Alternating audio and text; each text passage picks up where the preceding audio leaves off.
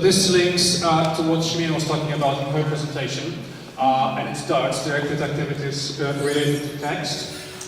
And it's an approach that can be used across the curriculum by mainstream teachers who want to focus more on the language. Okay, so basically, they are the kind of activities which are alternatives to your typical comprehension questions, and they encourage students to go deeper into the language within your text. So it's not just about comprehension, it's more about looking at individual words, looking at individual paragraphs, kind of looking closer and reading between the lines and analyzing and reconstruction of texts. So I'm going to look at some 5 different examples of how they can be used. They are going to be from different subjects. But just before we do that, on the left, so there's a way, so say that you're a science teacher and so you already have a digital text available to you. You can create activities changing your text just a little, or using the original text. So you can sort of have a selection of different kinds of activities that can focus on text. It could be gap fills, sequencing words or paragraphs, could be labeling the diagram, could be completing table, grouping parts of text, so categorizing them. And on the right, using the original text, they can write questions about the text, give each paragraph a title, drawing a table, or just underlining, for example, adjectives or adverbs.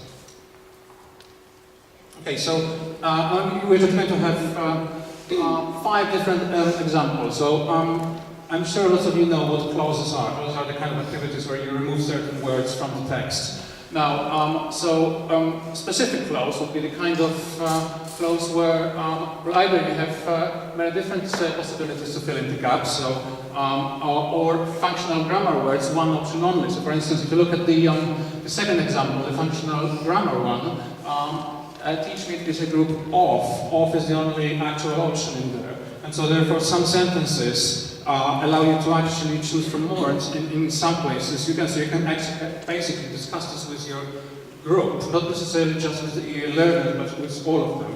And point to them why it is that in certain, around certain grammar you can, and around some others you can't. Another type of clause is a total clause. And that's something that I have actually done with my EAL beginners group. But it can, you would need to do this at the end of your unit.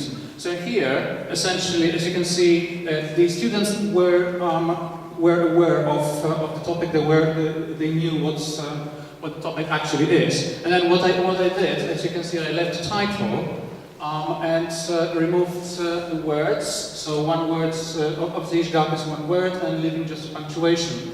And I have to essentially recreate the text from that. So that would work with very, very short pieces of writing, obviously, one paragraph perhaps. And as a group, they can come together and sort of figure out, okay, this is a noun, this is, the subject has to be first, verb has to be next, and so on and so forth. So, and it will actually surprise you. It looks like it's impossible, but actually they can do it together.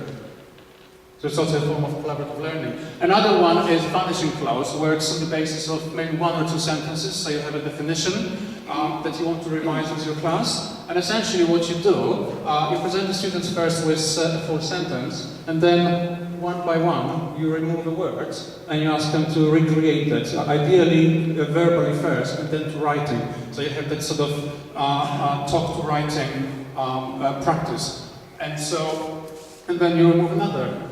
And another, and another. At each point, you can obviously discuss what part of speech that was. So what's an adjective, what's the subject, verb, preposition, and so on and so forth.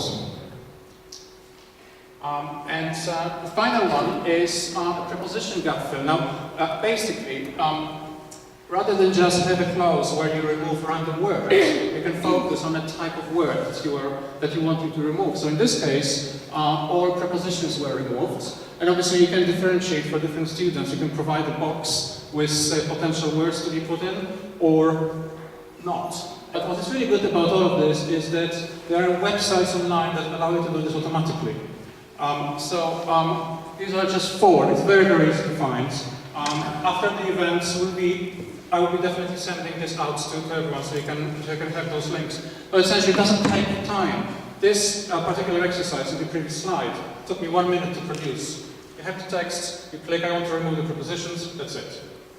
And obviously, this will force your students to actually look at the actual language. In particular, with things like prepositions. Prepositions do not translate very easily across languages.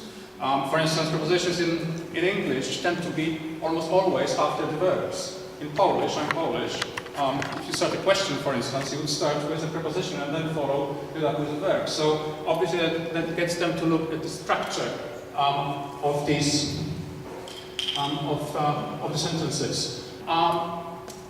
Especially if you are an English teacher and if you're dealing with a poem or some kind of a longer text and you do annotation, rather than basically get the students to annotate as you go, this one is this was annotated with questions. So on the left you have the questions, and on the right the students answer those questions.